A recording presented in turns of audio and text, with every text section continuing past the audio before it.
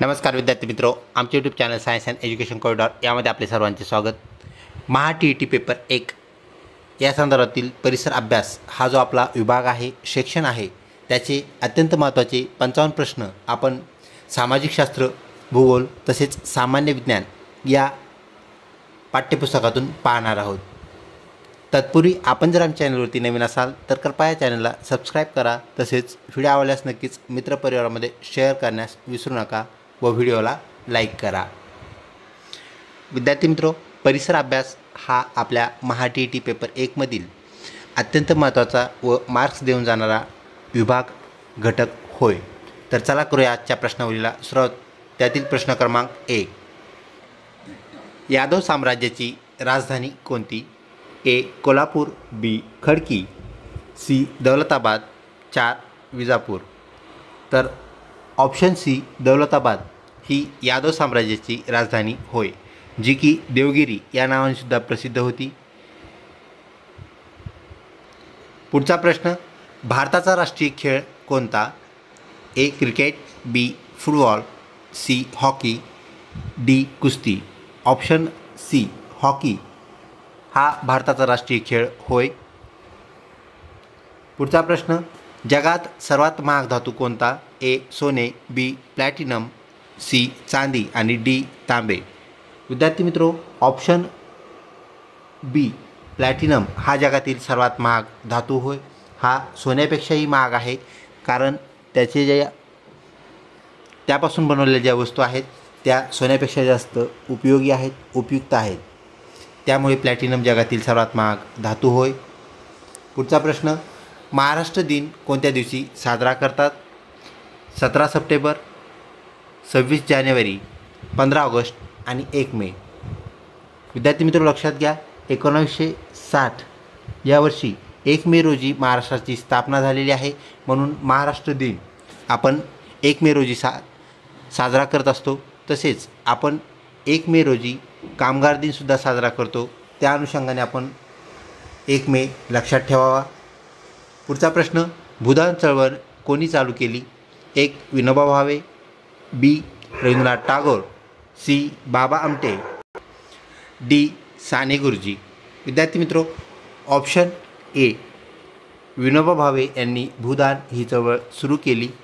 Option A correct उत्तर होय। Video आवडत असल्यास नक्कीच लाईक करा, मित्रपरिवारामध्ये शेअर करण्यास विसरू नका। तसेच चॅनल सबस्क्राईब केले नसेल तर कृपया चॅनल सबस्क्राईब करा। गोल घुमट ही वास्तू कोठे स्थित आहे? ए आग्रा, बी मुंबई, सी विजापूर आणि डी हैदराबाद। विद्यार्थी मित्रों, ऑप्शन सी विजापूर कर्नाटकमध्ये स्थित असलेलं जे शहर आहे तेथे आपल्याला गोल घुमट ही वास्तू पाहायला मिळते, जेथे आपल्याला मल्टिपल इको म्हणजेच बहुद्वेयी प्रतिध्वनी आपल्याला ऐकू येतो। तर आग्रा येथे आपल्याला ताजमहल ही वास्तू पाहायला मिळते, हैदराबाद येथे चार मिनार ही वास्तू आपल्याला पाहायला मिळते, तर मुंबई हे 7 बेटांचं शहर म्हणून प्रसिद्ध आहे। याही बाबी आपण या अनुषंगाने लक्षात ठेवाव्यात। पुढचा प्रश्न, पाण्याचे रासायनिक सूत्र काय आहे? ए NaCl, बी HCl, सी KCl, तर डी H2O। विद्यार्थी मित्रों, NaCl हे आपलं सामान्य मीठ आहे, त्यानंतर HCl हायड्रोक्लोरिक आम्ल आहे, त्यानंतर KCl हे सुद्धा आपल्या NaCl सारखंच मीठ आहे, हे लक्षात घ्या। NaCl म्हणजेच आपण ज्याला टेबल साल्ट म्हणतो आणि KCl म्हणजे सेंधव मीठ, सेंधव मीठ। तर सेंधव मीठ आपणास माहीत आहे, त्याला आपण उपवासाचे मीठ असंही म्हणतो, तर ते KCl हे होय। तर KCl व NaCl ह्या दोघांचे गुणधर्म आपल्याला भिन्न असलेले पाहायला मिळतात। NaClमुळे आपल्या शरीरात जे पदार्थ आपल्या शरीराच्या बाहेर टाकले जायला पाहिजेत ते संचयित होऊन राहतात, तर सेंधव मिठामुळे ते बाहेर टाकण्यास मदत होते। त्यानंतर विद्यार्थी मित्रों, ऑप्शन डी जो आहे H2O हा आपला उत्तराचा करेक्ट पर्याय होय। पाण्याचे रासायनिक सूत्र H2O आहे, त्यामध्ये एक हायड्रोजन आणि दुसरा जो मूलद्रव्य आहे तो आपल्याला ऑक्सिजन पाहायला मिळतो, तर 2 हायड्रोजनचे अणू आणि एक ऑक्सिजनचा अणू म्हणजेच पाण्याचा रेणू, ज्याला आपण पाण्याचे रासायनिक सूत्र म्हणू। पुढचा प्रश्न, लाल ग्रह कोणत्या ग्रहास म्हणतात?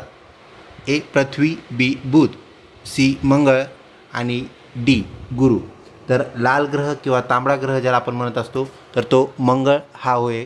तर मंगळ ग्रहावरती फेरस म्हणजे आयर्न ज्याला आपण म्हणत असतो, फेरसचे प्रमाण आपल्याला जास्त प्रमाणात पाहायला मिळते मातीमध्ये, त्यामुळे त्याचा जो तांबूस रंग मातीचा तयार होतो, त्यामुळे तो आपल्याला तांबडा दिसतो, म्हणून आपण त्याला तांबडा ग्रह, लाल ग्रह किंवा रेड प्लॅनेट असं म्हणतो. तसेच पृथ्वी हा एकमेव ग्रह आपल्या सूर्यमालेतील आपल्याला पाहायला मिळतो जेथे सजीवसृष्टी आहे. बुध ग्रह सूर्याच्या एकदम जवळ आहे, त्यामुळे त्याला आपल्याला दिवसा पाहणे शक्य नाही. त्यानंतर गुरु हा जो ग्रह आहे तर सर्वात मोठा ग्रह नावातच आहे, गुरु म्हणजे बृहद किंवा मोठा. तर मोठा असलेला ग्रह आपल्या सोलार सिस्टीममधला आपल्या सूर्यमालेतला आपल्याला पाहायला मिळतो. ऑप्शन सी मंगळ तांबडा ग्रह आपण लक्षात ठेवावे. भारताचे लोहपुरुष कोणास म्हणतात? ए नेताजी सुभाषचंद्र बोस, बी सरदार पटेल, सी नाना पाटील, डी लालबहादूर शास्त्री. विद्यार्थी मित्रो, भारताचे लोहपुरुष सरदार वल्लभभाई पटेल यांना आपण म्हणतो. ऑप्शन बी करेक्ट उत्तर होय. पुढचा प्रश्न, दक्षिण भारतातील सर्वात लांब नदी कोणती? Option A Godavari, B Brahmaputra, C Krishna आणि डी गंगा. विद्यार्थी मित्रो, दक्षिण भारतामधील विचारलं हे लक्षात घ्या. फक्त भारतातील विचारलं असतं तर आपला उत्तराचा पर्याय आलेला असता ऑप्शन डी गंगा, जी की 2525 किलोमीटर म्हणजेच 25 किलोमीटर लांब, म्हणजे भारताची सर्वात लांब नदी होय. तर गोदावरी हे आपलं करेक्ट उत्तर आहे. गोदावरी ही दक्षिण भारतामधील म्हणजे दक्षिणेकडील सर्वात लांब नदी आहे, म्हणून आपण तिला दक्षिण गंगा या नावाने सुद्धा ओळखतो. तर ब्रह्मपुत्रा ही भारतातील सर्वात रुंद नदी आहे, हेही आपण लक्षात ठेवावे. भारतातील सर्वात रुंद नदी कोणता असा जर प्रश्न आला तर ऑप्शन बी आपलं करेक्ट उत्तर असणार आहे. येथे दक्षिण भारतातील सर्वात लांब नदी गोदावरी करेक्ट उत्तर होय. पुढचा प्रश्न, आपल्या सूर्यमालेतील सर्वात मोठा ग्रह कोणता? तर ऑप्शन सी गुरु हा आपला सूर्यमालेतील सर्वात मोठा ग्रह होय. त्यानंतर पुढचा प्रश्न, महाराष्ट्रात विधानसभेच्या एकूण किती जागा आहेत? ऑप्शन ए 288, बी 12, सी 48 आणि डी 76. तर विद्यार्थी मित्रो, ऑप्शन ए 288 ह्या एकूण आपल्या विधानसभेच्या जागा होत. तसेच 48 ह्या लोकसभेच्या जागा आहेत, म्हणजे खासदारकीच्या जागा 48 तर आमदारकीच्या जागा 288 ही बाब आपण लक्षात ठेवावी. पुढचा प्रश्न, महाराष्ट्राचे सर्वप्रथम राज्यपाल कोण होते? म्हणजेच महाराष्ट्राच्या निर्मितीनंतर सर्वप्रथम राज्यपाल कोण बनले असा हा प्रश्न. जे प्रकाश, बी PC Alexander, C Ramesh Bais आणि डी सी राजगोपालचारी. तर विद्यार्थी मित्रो, ऑप्शन ए जयप्रकाश करेक्ट उत्तर होय. पुढचा प्रश्न, हरित क्रांती कोणत्या घटकाच्या उत्पन्नाशी निगडीत आहे? 1 मत्स्य उत्पादन, बी 2 तेलबिया, 3 धान्य उत्पादन आणि 4 दूध उत्पादन. तर विद्यार्थी मित्रो, हरित क्रांती ही धान्य उत्पादनाशी म्हणजे सिरियल क्रॉपशी निगडीत आहे. तर मत्स्य उत्पादनाशी नीलक्रांती, तेलबियाशी पीतक्रांती, पीत म्हणजे पिवळा, तर तेलबियांचा सरासरी आपल्याला रंग पिवळा पाहायला मिळतो, त्यामुळे पिवळ्या रंगाच्या तेलबिया त्यावरून आपण पीतक्रांती लक्षात ठेवावी. व दुधाचा रंग असतो पांढरा, त्याला आपण म्हणतो श्वेत, म्हणून श्वेतक्रांती. तर दुधाचा महापूर त्याला आपण ऑपरेशन फ्लड असंही म्हणत असतो इंग्रजीमधून. तर त्या हिशोबाने त्या बाबीने आपण काय करायचं आहे, हरित क्रांती ही धान्य उत्पादनाशी निगडीत हे आपण लक्षात ठेवायचं आहे. तर नॉर्मन बोरलॉग जे आहेत ते जागतिक पातळीवर हरित क्रांतीचे प्रणेते मानले जातात. तसेच भारतामध्ये डॉक्टर स्वामीनाथन म्हणजे डॉक्टर MS स्वामीनाथन हेही नाव आपण लक्षात ठेवावे. तर MS स्वामीनाथन यांच्या अध्यक्षतेखाली आपल्याला भारतामध्ये हरित क्रांती झालेली पाहायला मिळते. पुढचा प्रश्न, शून्याचा शोध कोणी लावला?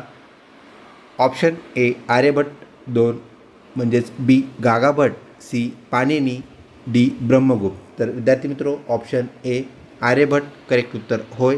तर पृथ्वी गोल असते म्हणजे शून्याप्रमाणे गोल आहे हेही आपल्याला त्यांनी उद्गत करून दिलं, माहीत करून दिलं. तसेच सोलार इक्लिप्स ज्याला लुनार इक्लिप्स आपण म्हणत असतो, म्हणजेच चंद्रग्रहण सूर्यग्रहण यांच्याही संकल्पना त्यांनी आपल्याला प्रयोगाद्वारे सिद्ध करून दाखवल्या. ऑप्शन ए आर्यभट्ट करेक्ट उत्तर होय. पुढचा प्रश्न, आंबट फळामध्ये कोणते जीवनसत्व असते? तर ऑप्शन बी जे आहे क जीवनसत्व हे आंबट फळामध्ये आपल्याला पाहायला मिळते. मग लिंबूवर्गीय जे फळं आहेत, लिंबू असेल, मोसंबी असेल, संत्रा असेल, त्यामध्ये आपल्याला क जीवनसत्व हे मोठ्या प्रमाणात आढळते. तर ड जीवनसत्व कोवळ्या उन्हामध्ये असते. ब जीवनसत्व हे जे आहे आपल्याला लाल रंगाच्या ज्या भाज्या असतात म्हणजेच फळभाज्या त्यामध्ये ते आपल्याला पाहायला भेटतं, फळामध्ये पाहायला भेटतं लाल रंगाच्या. त्यानंतर अ जीवनसत्व जे आहे तर हे मॅक्झिमम भाज्यामध्ये आढळणारं जीवनसत्व म्हणजे अ जीवनसत्व होय. तसेच गाजरामध्येही आपल्याला हे भरपूर प्रमाणात आढळते. तर ऑप्शन बी क जीवनसत्व करेक्ट उत्तर होय. पुढचा प्रश्न, मानवी हृदयास किती कप्पे असतात? तर ऑप्शन ए 4, बी 3, सी 2 आणि डी 1. तर लक्षात ठेवा ऑप्शन ए 4 कप्पे आपल्याला मानवी हृदयास पाहायला भेटतात. 3 कप्पे जे असतात ते आपल्याला बेडूकसारखे जे प्राणी आहेत उभयचर आपण ज्याला म्हणतो त्याला 3 कप्पे असतात हृदयाचे. तर 2 हृदयाचे कप्पे मत्स्यवर्ग ज्यांना आपण मासे म्हणतो जे जलचर प्राणी आहेत तर मत्स्य किंवा मासे यांना 2च कप्प्याचे हृदय असतं. तर मानवाचं हृदय हे 4 कप्प्यांचं ही बाब आपण लक्षात ठेवावी. पुढचा प्रश्न, पृथ्वीच्या प्रतिकृतीस काय म्हणतात? तर पृथ्वीची जी प्रयोगासाठी वापरायची प्रतिकृती आहे त्यासारखा दिसणारा घटक म्हणूया आपण, त्याची प्रतिमा म्हणूया. तर त्या आपण काय म्हणतो असा हा प्रश्न. आपण त्याला भूगोल म्हणतो, 2 त्याला आपण पृथ्वीगोल म्हणतो, 3 त्याला आपण पृथ्वीकृती म्हणतो आणि 4 त्याला यापैकी काहीही म्हणत नाही. तर ऑप्शन बी पृथ्वीगोल आपण त्याला म्हणत असतो. तर ऑप्शन 2 करेक्ट उत्तर होय. पुढचा, विधानसभा सदस्यास काय म्हणतात? ए राज्यपाल म्हणतात, बी खासदार, सी आमदार, डी मंत्री. तर ऑप्शन सी आपलं करेक्ट उत्तर होय. आपण विधानसभा सदस्यास आमदार असं म्हणतो तर लोकसभा सदस्यास खासदार म्हटले जाते. पुढचा प्रश्न, मानवी शरीरात रोगप्रतिबंधक पेशी कोणत्या आहेत? ए बिंबिका, बी तांबड्या पेशी, सी पांढऱ्या पेशी, डी रक्तद्रव्य. तर ऑप्शन सी पांढऱ्या पेशी ज्याला आपण इंग्रजीमध्ये RBCs असं म्हणत असतो. तर RBCs ज्या आहेत विद्यार्थी मित्रो त्या पांढऱ्या पेशी होय. तांबड्या पेशी आपल्या परिचय आहे. RBCs ज्या आहेत विद्यार्थी मित्रो त्या तांबड्या पेशी होय. त्यानंतर पांढऱ्या पेशी आहेत तर त्याला आपण म्हणत असतो WBC म्हणजेच व्हाईट ब्लड सेल्स किंवा कॉर्पसल्स. तर ह्या दोन्ही बाबी लक्षात ठेवा. RBC चुकून आपण पांढऱ्या पेशी म्हटलं त्याला RBCs म्हणजेच तांबड्या पेशी आणि पांढऱ्या पेशी ज्या आहेत तर त्या WBCs होय. तसेच बिंबिका यांना आपण इंग्रजीमध्ये प्लेटलेट्स असं म्हणत असतो. तर प्लेटलेट्स ह्या प्रत्येकाला वेगवेगळे काम दिलेलं आहे. रक्तद्रव्य ज्याला आपण प्लाझ्मा असंही म्हणतो. ह्या प्रत्येकाचा आपल्या रक्तामध्ये जो रोल असतो त्यांचं कार्य असतं हे भिन्न असलेलं पाहायला भेटतं. तर पांढऱ्या पेशी कुठल्याही प्रकारचा बॅक्टेरिया आपल्या शरीरात आला, कुठल्याही प्रकारचा व्हायरस आला, त्यानंतर कुठल्याही प्रकारचा फंगस आला तर त्याच्यासोबत सामना करण्याचं ते सामर्थ्य ठेवतात आणि त्याला ते संपवतात. ते RBC ते WBCचं काम असलेलं आपल्याला पाहायला भेटतं. आणि RBCचं काम थोडं वेगळं आहे. तर त्याचं काम असतं O2 म्हणजेच ऑक्सिजन एका जागेवरून दुसऱ्या जागेवर घेऊन जाणं हे RBCचं काम होय. पुढचा प्रश्न, दक्षिण काशी कोणत्या शहरास म्हणतात? ए पैठण, बी नरसी, सी देहू आणि डी आळंदी. विद्यार्थी मित्र ऑप्शन ए पैठण या तीर्थक्षेत्राला दक्षिण काशी नावाने संबोधले जाते. ऑप्शन ए करेक्ट उत्तर होय. पुढचा प्रश्न, ब्राह्मो समाजाची स्थापना कोणी केली? महात्मा फुले, बी राजाराम मोहन रॉय, सी स्वामी विवेकानंद आणि डी दयानंद सरस्वती. तर विद्यार्थी मित्रो ऑप्शन बी राजाराम मोहन राय करेक्ट उत्तर होय. ज्यांनी ब्राह्मो समाजाची स्थापना केली. महात्मा फुले यांनी सत्यशोधक समाजाची स्थापना केली ही बाब आपण लक्षात ठेवा. तसेच स्वामी विवेकानंदांनी रामकृष्ण परमहंस मिशन याची स्थापना केली. तर दयानंद सरस्वती यांनी आर्य समाजाची स्थापना केली. याही बाबी आपण या अनुषंगाने लक्षात ठेवाव्यात. आपलं इथलं जे उत्तर आहे ते आहे राजाराम मोहन रॉय ब्राह्मो समाज हे होय. पुढे, भारतीय शिक्षक दिन कोणत्या दिवशी साजरा करतात? म्हणजेच ए 1 मे, बी 27 फेब्रुवारी, डी सी 28 फेब्रुवारी आणि डी 5 सप्टेंबर. विद्यार्थी मित्रो ऑप्शन डी 5 सप्टेंबर जो की डॉक्टर राधाकृष्ण सर्वपल्ली यांचा जन्मदिन आहे, स्मृतिदिन आहे. तर आपण त्यांना दिनाच्या किंवा जयंतीच्या ज्या स्मृती आहेत त्यासाठी आपण त्यांना हा दिन श्रद्धांजली म्हणून शिक्षक दिन साजरा करतो. 5 सप्टेंबर करेक्ट उत्तर होय. पुढचा प्रश्न, महाराष्ट्रातील कोणत्या जिल्ह्यास कुस्तीगिरांचा जिल्हा म्हणतात? तर कुस्ती खेळणाऱ्या लोकांचा जिल्हा किंवा जास्तीत जास्त पैलवानांचा जिल्हा कोणता असा हा प्रश्न आहे. ए नागपूर, बी कोल्हापूर, सी मुंबई, डी नाशिक. तर ऑप्शन बी कोल्हापूर हा कुस्तीगिरांचा जिल्हा होय. ही बाब आपण लक्षात ठेवावी. पुढचा प्रश्न, खालीलपैकी कोणता धातू चुंबकीय पदार्थ आहेत? तर चुंबकीय पदार्थ म्हणजेच काय? जे पदार्थ चुंबकाकडे आकर्षिले जातात त्यांना आपण चुंबकीय पदार्थ म्हणतो. तर ऑप्शन ए सोने, बी चांदी, सी लोह, डी टीन. तर ऑप्शन सी लोह. आपल्याला लोह परिचयाचा आहे. आत्ताच आपण वरती एका प्रश्नाच्या पर्याय दाखल पाहिलं होतं. फेरस म्हणजे आपण लोखंड म्हणतो. त्यानंतर निकेल आणि कोबाल्ट CO. तर विद्यार्थी मित्रो, हे जे 3 घटक आहेत, फक्त 3च घटक लोहचुंबकाकडे आकर्षित होतात. फेरस, निकेल आणि कोबाल्ट. ह्या बाबी आपण लक्षात ठेवाव्या. तर इथं फक्त एकच आलेला आहे लोह. तर लोह करेक्ट उत्तर होय. चुंबकीय पदार्थ आहे तो चुंबकाकडे आकर्षला जातो. पुढचा प्रश्न, भारताचे बिस्मार्क कोणास म्हणतात?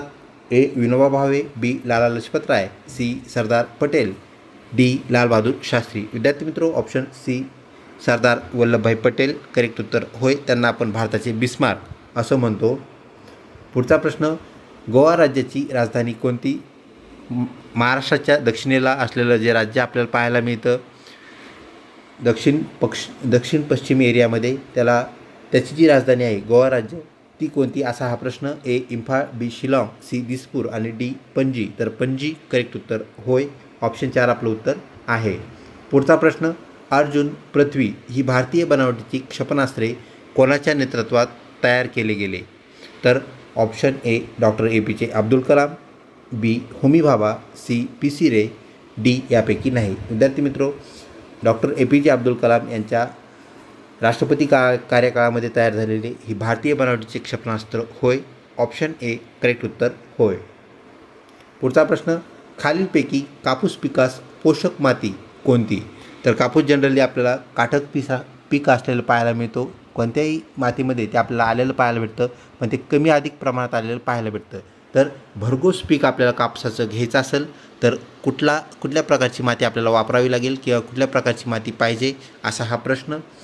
ए लाल माती, बी शाडू माती, सी रेगूर माती आणि डी दलदल माती. तर ऑप्शन सी रेगूर माती, जिला आपण काळी माती असंही म्हणतो. काळ्या नावाने सुद्धा ती प्रसिद्ध आहे काळी माती. तर आपण दोन्ही नावं लक्षात ठेवावीत. एखाद्या वेळेस हाच प्रश्न जर फिरवून आपल्याला विचारला आणि काळी माती असा जर तिथं पर्याय असेल तर नक्कीच ते सुद्धा आपलं उत्तर असणार आहे. व्हिडिओ आवडत असल्यास नक्कीच लाईक करा. मित्रपरिवारामध्ये शेअर करण्यास काहीच हरकत नाही. पुढचा प्रश्न, कुत्रा चावल्याने कोणता रोग होतो? ए सुकटी, बी सुजवटी, सी पोलिओ आणि डी रेबीज. तर रेबीज नावाचा रोग आपल्याला कुत्र्याच्या चावल्याने होत असतो. जो पिसाळलेला कुत्रा असतो त्याच कुत्र्याच्या चाव्याने हा रोग होतो. तसेच पिसाळलेला ससा असेल आणि कार्निवल फॅमिलीमधला अजून एक मेंबर आपल्याला पाहायला भेटतो तर तो म्हणजे कोला. तर ह्या 3 प्राण्यापासून आपण सावध राहायला पाहिजे. तर ते प्राणी जर आपल्याला चावले तर आपल्याला रेबीजची लस घेणं आवश्यक आहे, गरजेचं आहे. आणि सुकटी व सुजवटी हे जे रोग आहेत, हे जे आजार आहेत, तर ते आपल्या खाण्याशी निगडीत असलेले म्हणजेच आपल्या पोषणाशी निगडीत असलेले रोग होय. पुढचा प्रश्न, शेतकऱ्यांचा मित्र असे कोणत्या प्राण्यास म्हणतात? ए कुत्र्याला, 2 गाईला, 3 मुंगुसाला, 4 गांडुळाला. तर विद्यार्थी मित्रो, ऑप्शन डी गांडूळ हा जमीन भुसभुशीत करतो, माती भुसभुशीत करतो आणि जमिनीत ते येणारे जे पीक आहे ते जोमाने येते. त्यासाठी गांडूळ हा शेतकऱ्यांचा मित्र होय. तर ऑप्शन डी करेक्ट उत्तर आपण लक्षात ठेवावे. पुढचा प्रश्न, मधुमेह ज्याला आपण डायबिटीज असं म्हणतो, तर मधुमेह विकारमध्ये कोणता रासायनिक घटक उपयुक्त ठरतो?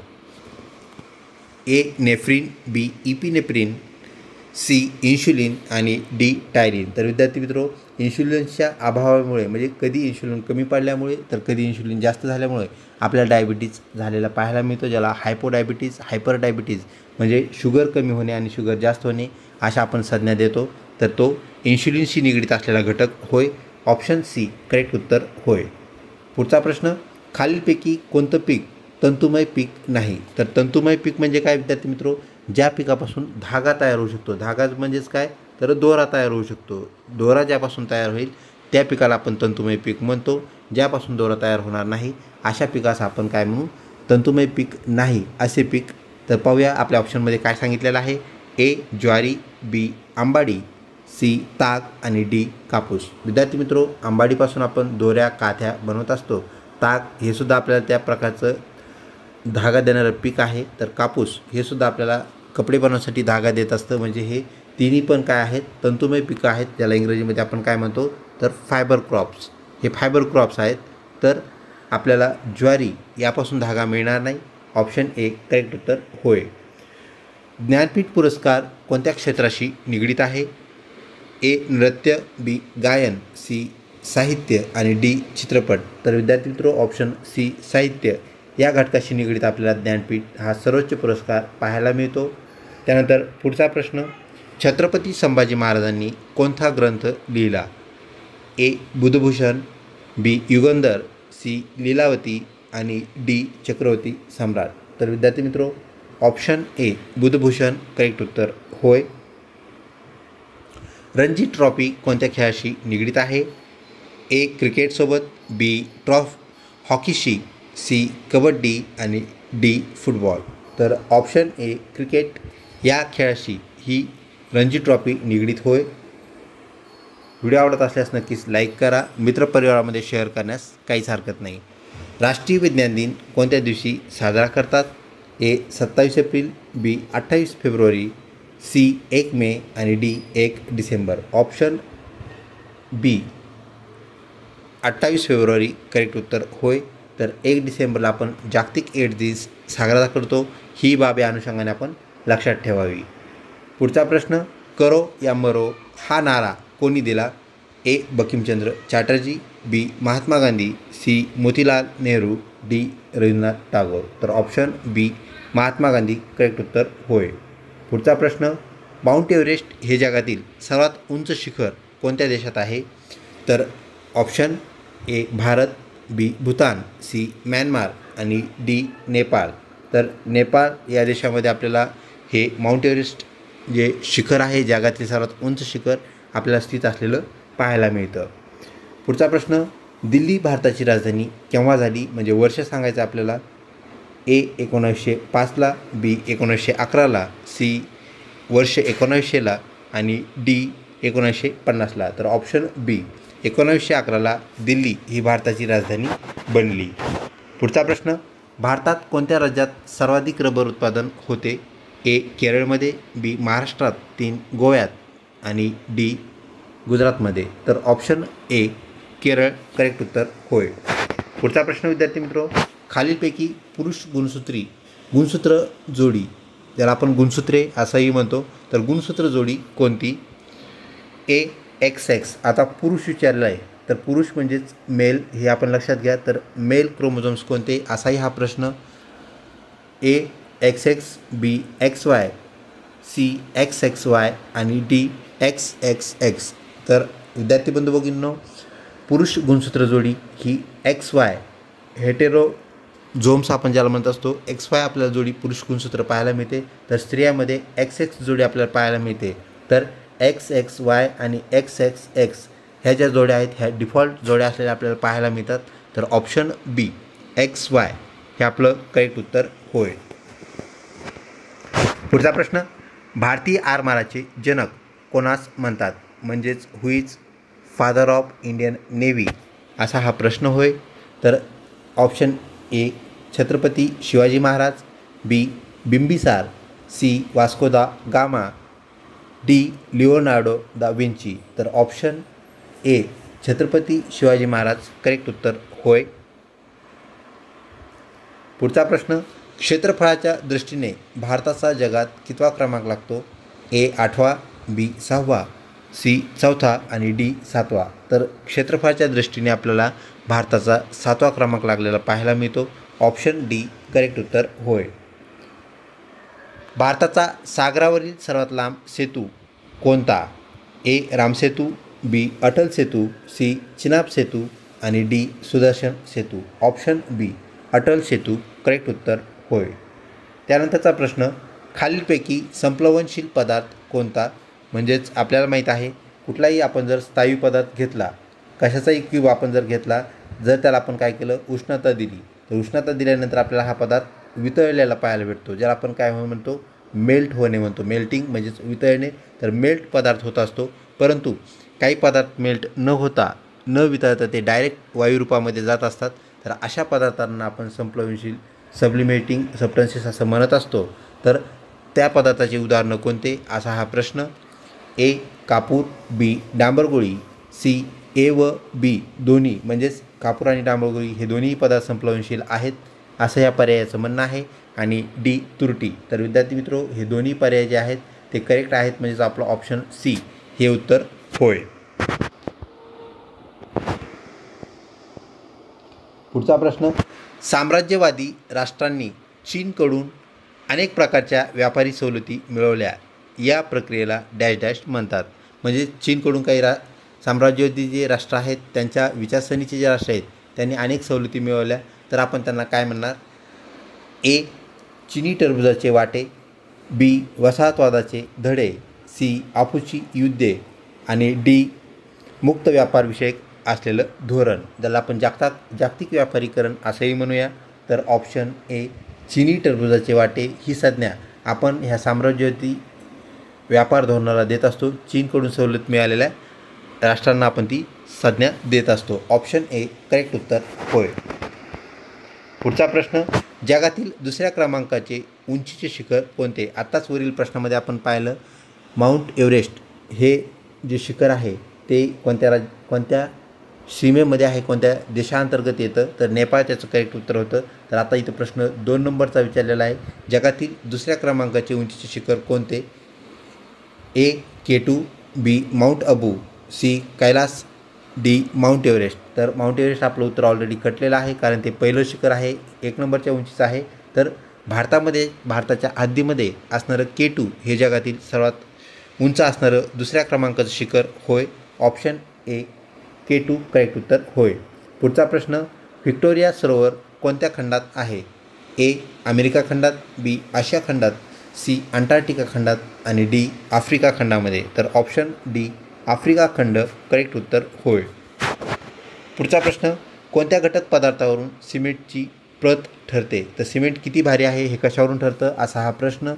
ए कार्बनच्या पर्सेंटेजवरून, बी जिप्समवरून, सी तुरटीवरून आणि डी यापैकी नाही. तर विद्यार्थी मित्रो जिप्सम हा सिमेंटचा आत्मा असतो. जितक्या पर्सेंट सिमेंटमध्ये जिप्सम जास्त आहे तितकं सिमेंट क्वालिटीचं असतं, उच्च प्रतीचं असतं. ऑप्शन बी जिप्सम करेक्ट उत्तर होय. पुढचा प्रश्न. जगातील सर्वात मोठे फूल कोणते. तर ए सूर्यफूल, बी कमळ, सी हादगा आणि डी रेफ्लेशिया. तर विद्यार्थी मित्रो रेफ्लेशिया करेक्ट उत्तर होय. तर आपल्याला ह्या फुलाचा जो घेर आहे, आपल्याला हे अशा प्रकारच्या फकड्या असलेलं फूल पाहायला मिळतं आणि ह्याचा जो घेर आहे विद्यार्थी मित्रो जवळपास आपल्याला 3 फूट मीन्स 3 फीट आपल्याला पाहायला मिळतो. तर 3 फुटापर्यंत रुंदी असलेलं म्हणूया घेर असलेलं फूल म्हणजेच रेफ्लेशिया. तर आपलं उत्तर ऑप्शन डी करेक्ट उत्तर होय. हादगा या फुलाची आपण भाजी बनवत असतो, ते तितकं मोठं नाही हे आपणास माहीत आहे. पुढचा प्रश्न. सौर ऊर्जा निर्मितीत भारताचा क्रमांक म्हणजेच भारताचा कितवा क्रमांक लागतो. ए 3रा, बी पहिला, सी 5वा आणि डी 2रा. ऑप्शन ए 3रा करेक्ट उत्तर होय. तर भारत 3ऱ्या क्रमांकावर या सौर निर्मितीमध्ये आहे. पुढचा प्रश्न. हरिहरेश्वर सुंदर डॅश डॅश आहे. तर हरिहरेश्वर हे काय आहे असा हा प्रश्न. एक हरिहरेश्वर हा किल्ला आहे, बी थंड हवेचे ठिकाण आहे, सी ऐतिहासिक ठिकाण आहे आणि डी समुद्रकिनारा ज्याला आपण बीच असं म्हणतो. तर विद्यार्थी मित्रो TETला हा विचारण्यात आलेला प्रश्न आहे. तर समुद्रकिनारा आहे हेही लक्षात ठेवा. तसेच हरिहर असं म्हटल्यानंतर आपल्याला वाटू शकतं की तो नाशिक जिल्ह्यातील प्रसिद्ध असणारा जगातील सर्वात अवघड किल्ला असं आपल्याला वाटू शकतं. तर तो किल्ला नाही, इथं हरिहरेश्वर आहे. तर हरिहरेश्वर हा प्रसिद्ध समुद्रकिनारा आहे ही बाब आपण लक्षात ठेवा. तर TETमध्ये मुद्दामहून असे 2 ते 3 प्रश्न आपल्याला टाकलेले असतात ज्याचं उत्तर सरळ नसतं. त्यासाठी आपल्याला थोडं वाकड्यात शिरावं लागतं किंवा थोडा वेगळा विचार आपण घेऊन उत्तराला आपल्याला सामोरं जावं लागतं. त्याप्रकारे हा प्रश्न. तर समुद्र किनारा हरिहरेश्वर ही बाब आपण लक्षात ठेवा. पुढचा प्रश्न. रोम शहर कोणत्या नदीच्या काठी वसलेले आहे. ए टायबर नदीच्या, बी ओलान नदीच्या, सी पो नदीच्या आणि डी साग्रो नदीच्या. विद्यार्थी मित्रो ह्या 4ही नद्या एकाच देशातील आहेत तर इटली हा जो देश आहे आपल्या परिचयाचा आहे. रोम शहर जेथे वसलेलं आहे तर तो टायबर नदीच्या काठीवर वसलेलं हे शहर होय. ऑप्शन एक करेक्ट उत्तर आहे. तर जसं आपल्या इकडे आपण गंगा नदी पवित्र नदी मानतो तसंच पो नदी या नदीलाही तिथे विशिष्ट स्थान आहे. तर ती नदीसुद्धा तिथली पवित्र नदी आपल्याला पाहायला मिळते. तर टायबर या नदीच्या काठावरती आपल्याला रोम शहर पाहायला मिळते. त्याप्रमाणे आपण उत्तर लक्षात ठेवावे. आजच्या प्रश्नावलीमधला शेवटचा प्रश्न विद्यार्थी मित्रो, 55वा प्रश्न. ऑस्ट्रेलियाचा राष्ट्रीय पक्षी कोणता? हाही प्रश्न आपल्या TETमध्ये ट्विस्ट क्वेश्चनच्या टायटल अंतर्गत आपल्याला पाहायला मिळतो. तर वाकडे तिकडे प्रश्न आपण म्हणूया, पण उत्तर आपल्याला सरळ द्यायचं आहे, हेही आपण विसरू नये. तर option A kangaroo, B echidna, C dingo आणि डी इमू. विद्यार्थी मित्रो, कांगारू ऑस्ट्रेलियाचा राष्ट्रीय प्राणी आहे. इकिडना आपल्याला माहीत आहे अशा प्रकारचा प्राणी जो की काय करतो, अंडी घालतो आणि आपल्या पिल्लांना दूध पाजतो. म्हणजेच तो आपल्याला दूध पाजणाऱ्या प्राण्याच्या गटातला प्राणी आपण त्याला म्हणतो. परंतु दूध पाजणारे जे पिल्ले असतात, जे प्राणी असतात जे आपल्या पिल्लांना डायरेक्ट जन्म देतात, तर इकिडना डायरेक्ट जन्म न देता तो अंडज प्राणी आहे. अंडज प्राणी म्हणजेच काय, तर ते अंडी घालतात, अंडी उबवतात आणि त्यातून पिल्ली बाहेर येतात, त्याला आपण अंडज प्राणी म्हणतो. जसं की आपल्याला माहीत आहे सर्व पक्षी, सर्व उभयचर प्राणी आणि मत्स्यवर्गातील प्राणी आपल्याला अंडज असलेले पाहायला मिळतात. तर आपल्याला डायरेक्ट जन्म देणारा एकच प्राण्याचा गट पाहायला मिळतो, ज्याला आपण सस्तन प्राणी म्हणतो. तर सस्तन प्राणी म्हणजेच काय, मॅमल्स किंवा क्लास मॅमेलिया. तर सस्तन प्राण्यामध्ये आपल्याला माहीत आहे स्तनधारी प्राणीही आपण त्याला म्हणत असतो. तर दूध पाजणारे प्राणी आपण म्हणूया, पिल्लांना दूध पाजणारे प्राणी. तर इकिडना दूध पाजणारा, अंडी देणारा प्राणी होय. म्हणजे हे दोघंही प्राणी झाले. त्यानंतर डिंगो हा कुत्र्याप्रमाणे असणारा प्राणी आपल्याला ऑस्ट्रेलिया रिजनमध्ये, ऑस्ट्रेलिया खंड पण म्हणतो आपण त्याला, तसेच देश पण म्हणतो, ह्या रिजनमध्ये आपल्याला पाहायला मिळतो.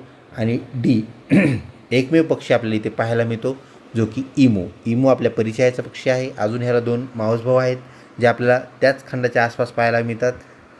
एक म्हणजेच शहामृगही आपल्या ओळखीचा आहे, ज्याला आपण शत्रुमृग हिंदीमधून म्हणत असतो. आणि त्यानंतर आपल्याला पाहायला मिळतो तो किवी, त्याच एरियामध्ये असणारा न्यूझीलंडचा राष्ट्रीय पक्षी किवी. तर हे तिन्ही पक्षी जे आहेत विद्यार्थी मित्रो, हे तिन्ही पक्षी उडू शकत नाहीत, म्हणजे न उडणारे पक्षी आहेत शहामृग, इमू आणि किवी. तर शहामृगाचं वजन जास्त आहे, त्यामुळे पंख छोटे, वजन जास्त, उडता येत नाही. इमू पंख छोटे, पंख निमुळते आणि वजन जास्त, त्यामुळे उडता येत नाही. आणि किवीचे पंख जे आहेत ते कशासारखे असतात, केसासारखे पंख, म्हणून उडता येत नाही. 3 उडता न येणारे पक्षी म्हणजे फ्लाईटलेस बर्ड आपल्याला पाहायला मिळतात. इथे एकमेव पक्षी आहे. तर ऑस्ट्रेलियाचा राष्ट्रीय पक्षी इमू करेक्ट उत्तर होय. प्रश्नावली उत्तरासहित आवडली असल्यास नक्कीच लाईक करा, चॅनलला सबस्क्राईब करा, तसेच कमेंट बॉक्समध्ये नक्कीच आपला अभिप्राय कळवा. आपल्या अभिप्रायाचं निश्चितपणे स्वागत. धन्यवाद. लवकरच भेटूया पुढच्या व्हिडिओमध्ये.